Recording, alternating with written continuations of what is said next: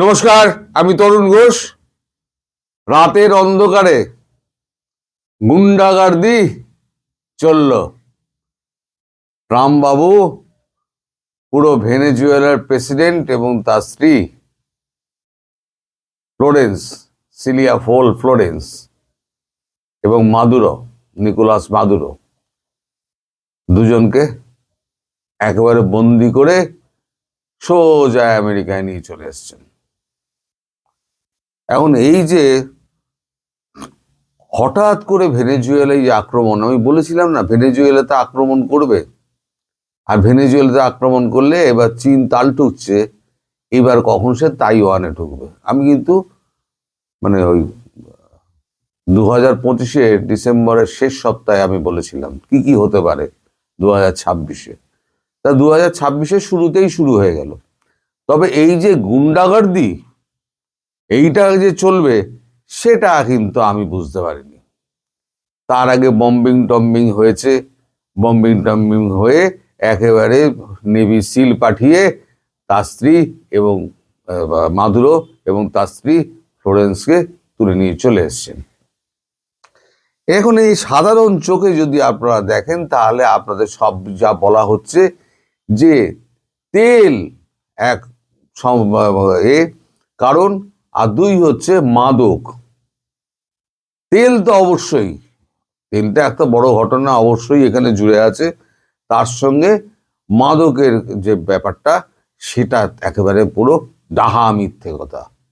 তাই যদি হতো তাহলে কলম্বিয়া, মেক্সিকো এরা যারা হচ্ছে ড্রাগ পাচার করছে, চীন যে ড্রাগের যে বেসিক মেটেরিয়াল ইনগ্রিডিয়েন্টস সেটা তো চীন সাপ্লাই করছে, তাহলে পরে তাদের ওপরে কেন হচ্ছে না, ভেনেজুয়েলার ওপরেই কেন হলো?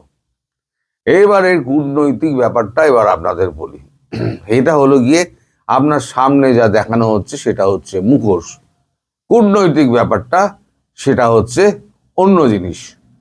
2018 সালে যখন বাইডেন যখন সারা পৃথিবী জুড়ে তখন উত্তাল করে দিচ্ছে, বিশেষ করে ইউক্রেন, 2018 থেকে তখন কিন্তু চীন আর রাশিয়া প্ল্যান করছে যে আমাদের এমন কিছু একটা করতে হবে যাতে এই সাউথ ইস্ট এশিয়া এবং সেন্ট্রাল এশিয়া এবং আপনার ভূমধ্যসাগরীয় অঞ্চলগুলোতে যে দেশগুলো আছে সেখানে যাতে আমেরিকা মাথা না গলাতে পারে। কি করা যায় তখন এই নিকোলাস মাদুরোকে ধরা হয়।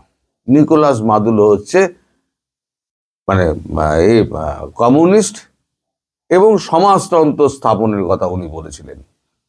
উনি কিন্তু আমেরিকার দাদাগিরি মানেননি, সেখানেই হচ্ছে গন্ডগোলটা। উনি করলেন কি, উনি জাতীয়করণ শুরু করলেন, ব্যাংক জাতীয়করণ, তেলের খনি জাতীয়করণ, এবং আমেরিকার যত আধিপত্য আছে আমেরিকার আধিপত্য থেকে তিনি বের করে আনার চেষ্টা করলেন তার দেশকে। এইখানে লাগলো গিয়ে আমেরিকার সঙ্গে মাদুরোর ঝামেলা। মাদুরোকে অনেক বোঝানোর চেষ্টা করা হয়েছে, শেষের দিকে মাদুরো অনেকটা চাপে পড়ে কিন্তু নেগোসিয়েশনে রাজিও হয়েছিলেন। এবং এই যে অ্যারেস্ট হওয়ার দুদিন আগে একটি ফরাসি সংবাদ মাধ্যমে তিনি বলেছিলেন যে আমি আলোচনার জন্য রাজি আছি, তেল নিয়ে আলোচনার জন্য রাজি আছি, উনি যদি আলোচনায় বসতে চান আমি রাজি আছি। তার দুদিনের মধ্যে একেবারে রাতের অন্ধকারে বোমা টোমা মেরে সারা একেবারে শহর, ভেনেজুয়েলার শহর ধূলিসাৎ করে দিয়ে তাকে তুলে নিয়ে চলে আসা হলো। ব্যাপারটা হচ্ছে এই 2018 সালে তখন থেকে চীন এবং রাশিয়া মাদুরোকে অস্ত্র সাহায্য থেকে আরম্ভ করে তেল কেনা, নানান রকম সাহায্য চীন করতে থাকে। তার কারণ হচ্ছে যদি আমেরিকার ব্যাকইয়ার্ডে যদি একটা সমাজতান্ত্রিক রাষ্ট্র তৈরি করে দেওয়া যায় আর সেটা যদি ক্রমশ শক্তিশালী হয় আর্থিক দিক দিয়ে, তাহলে পরে আমেরিকার সমস্যা বাড়বে। কারণ 1 থেকে 2, 2 থেকে 3, 3 থেকে 4, তাহলে আমেরিকার ওখানে শক্তি খর্ব হবে, আমেরিকার দাদাগিরি চলবে না। এই যে চীন আর রাশিয়ার যে খেলাটা, এই খেলাটা কিন্তু আমেরিকা ধরে ফেলেছে যে এরা দুজনে হচ্ছে আসল কালপিট এই মাদুরোকে এখন এই তোল্লা দেওয়ার জন্য। এখন তিনি কিন্তু চীন আর রাশিয়ার ওপরে কোনো অ্যাকশন নিতে পারবেন না। ভারতের মধ্যে নেই, কিন্তু ভারতও তার লক্ষ্যের মধ্যে আছে। কিন্তু বাধা কোথায় হলো? বাধা হলো পরমাণু শক্তি। পরমাণু শক্তিধর দেশ যেগুলো আছে সেগুলো সম্পর্কে কিন্তু আমেরিকা কিন্তু কোনো কথা বলে না, কোনো রকম মস্তানি সেখানে চলবে না। আপনি নর্থ কোরিয়ার দিকে দেখুন, পাগলা কিম জং উন আছে, কখন যে বোতামটা টিপে দেবে এসআরএমবির, একেবারে ধূলিসাৎ হয়ে যাবে। মাঝে আপনারা দেখেছিলেন যে ভারত একটা মেসেজ দিয়েছিল, 10,500 কিলোমিটার নোটাম জারি করে একটা মিসাইল ছুঁড়েছিল। আসলে ওটা আপনি তখন বলেছিলেন ওটা হচ্ছে একটা সংকেত দেওয়া, বার্তা দেওয়া।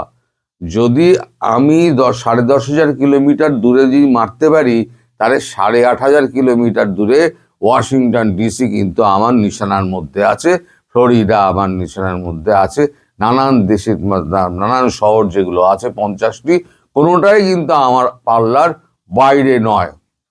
ভারত এই সিগন্যালটা দিয়ে রেখে দিয়েছে। চীন এদিকে মহাশক্তি, রাশিয়ার তো অস্ত্র ভাণ্ডার তো একেবারে ভর্তি। ফলে দক্ষিণ পূর্ব এশিয়ায় ট্রাম্পের এখন দাদাগিরিটা এখন করতে পারছে না, কারণ এখানে 3টে মহাশক্তি এক হয়ে রয়েছে। যা কিছু খেলাধুলো হচ্ছে সব হচ্ছে ওই দিকে। তা মাদুরোকে এই যে তুলে নিয়ে এলেন, এখন ইউরোপিয়ান সংসদ বলুন, আপনার UNSC, United Nations security council, এবং অন্যান্য দেশগুলো আছে, মুখে রা কাটছে না, কেউ মুখে রা কাটবে না। এই যে ইরাকে মাস ডিস্ট্রাকশন নাকি ওয়েপন্স আছে, পুরো ঢুকে ইরাককে শেষ করে দিল, এবং ইরাকে যে সাদ্দাম হোসেন তাকে ফাঁসিতে লটকে দিল। আসল হচ্ছে তেল, তেলের যে ভান্ডার আছে ভেনেজুয়েলাতে, সেটা হচ্ছে আনুমানিক 303 বিলিয়ন ব্যারেল। যেটা বলা হচ্ছে 303 বিলিয়ন ব্যারেল তাদের তেল খনিজ সম্পদ, যেটা আরব আমিরশাহিতে নেই, সৌদি আরবে নেই, রাশিয়ায় নেই, কোনো দেশের কাছে এত তেল নেই যা ভেনেজুয়েলার কাছে আছে। সেই তেলের একটা বৃহৎ অংশ নেওয়ার জন্য ভেনেজুয়েলার ওপরে থেকে তখন থেকে চাপটা তৈরি করতে আরম্ভ করে ট্রাম্প। ট্রাম্প চেনে পয়সা, আরে তারপর নিজের পকেটে না আসুক, দেশের পকেটে তো আসবে।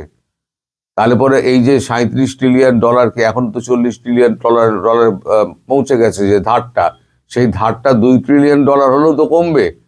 তাহলে তো উনিও বলতে পারবেন যে আমি কিছু করেছি। এইবার একটা বিজয় উনি চাইছিলেন, উনি তো কোথাও বিজয় পাচ্ছিলেন না। উনি তো নিজের স্বীকৃতি পাওয়ার জন্য উনি কম চেষ্টা করেননি। ভারতবর্ষে পাকিস্তানের যুদ্ধ থামানোর ওই মিথ্যা বিবৃতি 30 বার 40 বার দিয়েও তিনি সারা পৃথিবীকে বোঝাতে পারেননি। ভারতের একটা বিবৃতি সব কাত করে দিয়েছে। এরপর রাশিয়া ইউক্রেন, সেখানেও তিনি সমাধান করতে পারেননি। মানে যেখানে যেখানে হাত দিয়েছেন সেখানে তিনি হাত পুড়িয়েছেন। ইরানের রেজিম চেঞ্জটা উনি করেছেন, সাকসেসফুলি ইরানের রেজিম চেঞ্জটা করেছেন, একটা যুদ্ধ আটকেছে। কিন্তু আয়াতুল্লাহ খামেনি তিনি যদি পালিয়ে যান, সেক্ষেত্রে ইরানে একটা গৃহযুদ্ধের সৃষ্টি হবে, সেটা আর একটা সিরিয়া মতো হতে পারে। এখন এই যে ট্রাম্প যেটা করে বেড়াচ্ছেন, সারা পৃথিবী কিন্তু চুপ, এবং ট্রাম্প যেটা করছেন সেটা কিন্তু খুব ভেবেচিন্তে করছেন। কারণ সবসময় এরা না একটা রাস্তা খোঁজে, যে বেরিয়ে যাওয়ার রাস্তা খোঁজে। যে দায়টা কি চাপানো হয়েছে? দায় চাপানো হয়েছে আমার যুব সমাজ মানে এই রসাতলে চলে যাচ্ছে এই নেশার বস্তুর জন্য। আর নেশার বস্তু দিচ্ছে কে? নেশার বস্তু দিচ্ছে ভেনেজুয়েলা। মেক্সিকো আর এর দাম কিন্তু তোলেনি। তো যাই হোক, এখন যখন ক্ষমতা থেকে সরে যাবে, ট্রাম্প তো একদিন ক্ষমতা থেকে সরে যাবেন, তখন তার নামে যখন মামলা পাতিগুলো যখন শুরু হবে, তখন ট্রাম্প বলবেন আমি তো নিজের জন্য কিছু করিনি, আমি যেটা করেছি দেশের স্বার্থে করেছি, আমার যুব সমাজকে মূল স্রোতে ফিরিয়ে আনার জন্য, আমি ড্রাগ বন্ধ করার জন্য আমি এটা করেছি বলে মামলা থেকে খালাস পেয়ে যাবে। সুতরাং এরা সবসময় চায়, মানে আমেরিকা সবসময় চায় একটা ওই মাস ডিস্ট্রাকশন ওয়েপন্সের মতো একটা করে অজুহাত খাড়া করবে। অজুহাত খাড়া করে নিজেরা নির্দোষ, মানে প্রেসিডেন্সি থেকে বেরিয়ে যাওয়ার পর মামলা যদি হয় নির্দোষ প্রমাণিত করার জন্য ওইগুলো তৈরি করে রেখে দেয়। তৈরি করে রেখে দিয়ে আমেরিকার স্বার্থ সিদ্ধি করবে। এরপরে যেই আসুক ট্রাম্পের পরে, দেখবেন সে একই রূপ তার। এখন একরকম রূপ দেখছেন জেডি ভান্সের, পরবর্তী প্রেসিডেন্ট যদি তিনি হন দেখবেন রূপ বদলে ফেলবে। তখন তাকে এই আমেরিকার নীতি অনুযায়ী কিন্তু চলতে হবে। ফলে এই যে আমেরিকা সারা বিশ্ব জুড়ে যে দাদাগিরি করে বেড়াচ্ছে, দাদাগিরি করে বেড়াক, কিন্তু সাউথ ইস্ট এশিয়ায় ঢুকতে গেলে ট্রাম্পের মুখ ভোঁতা হয়ে যাবে এবং ঠ্যাঙে আচ্ছা করে বাড়ি খাবে। এবার আমি যেটা বলেছিলাম, এবার তাইওয়ানকে তো আক্রমণ করবে চীন, আর চীন যখনই তাইওয়ান আক্রমণ করবে সেই সময় তা লাগিয়ে দেবে কি রাশিয়া, একেবারে ইউক্রেনকে ধ্বংস করতে শুরু করে দেবে। দেখুন না 2026-এ আর কি হয় দেখুন। ইরান আর এটা তো ইসরায়েলটা গেল, কিন্তু রাশিয়া ইউক্রেন রয়েছে, এদিকে তাইওয়ান চীন রয়েছে, এগুলো বাকি রয়েছে। আর ভারতবর্ষ আছে। ভারতবর্ষ শুরু করবে পাকিস্তান আর পূর্ব পাকিস্তান। তখন আমেরিকা কাকে সাহায্য করবে? একে কি বলে, আমাদের পাকিস্তানকে সাহায্য করতে যাবে? পাকিস্তানকে সাহায্য করতে পারবে না। ইউক্রেনকে সাহায্য করতে যাবে? সাহায্য করতে পারবে না, কারণ একদিকে যুদ্ধ লাগিয়ে তো বসে আছে। এবার ভেনেজুয়েলার মাটিতে তুমি যে মেরে শেষ করে দিয়েছো, গুঁড়িয়ে দিয়েছো, ভেনেজুয়েলা কি ছেড়ে দেবে? ভেনেজুয়েলা ছোটখাটো হলেও তো আক্রমণ কিন্তু চালিয়ে যাবে ভেনেজুয়েলা। ফলে ট্রাম্পের সামনে এখন কিন্তু, মানে ট্রাম্প এখন গিলোটিনে গলা ফাঁসিয়ে দিয়েছে, আর ভারতও চাইছে আর একটা যুদ্ধ তৈরি হোক। যুদ্ধ তৈরি হলে চীন কি ইশারা দিচ্ছে, তুই তাইওয়ানে চলে যা ভাই। রাশিয়াও বুদ্ধি দিয়ে তুই তাইওয়ানে চলে যা, আমি এদিকে ইউক্রেনে চড়ছি। সেই ফাঁকে ভারতবর্ষ টুক করে ডাইনে বাঁয়ে পূর্ব পশ্চিম দুটো দিয়ে আক্রমণ চালিয়ে দেবে। তাহলে কটা যুদ্ধ শুরু হলো 2026-এ, এখনো বহু যুদ্ধ বাকি আছে। দেখতে থাকুন 2026-এ কত বড় বড় ঘটনা ঘটে। সবাই ভালো থাকবেন, সুস্থ থাকবেন এবং সাবধানে থাকবেন। নমস্কার।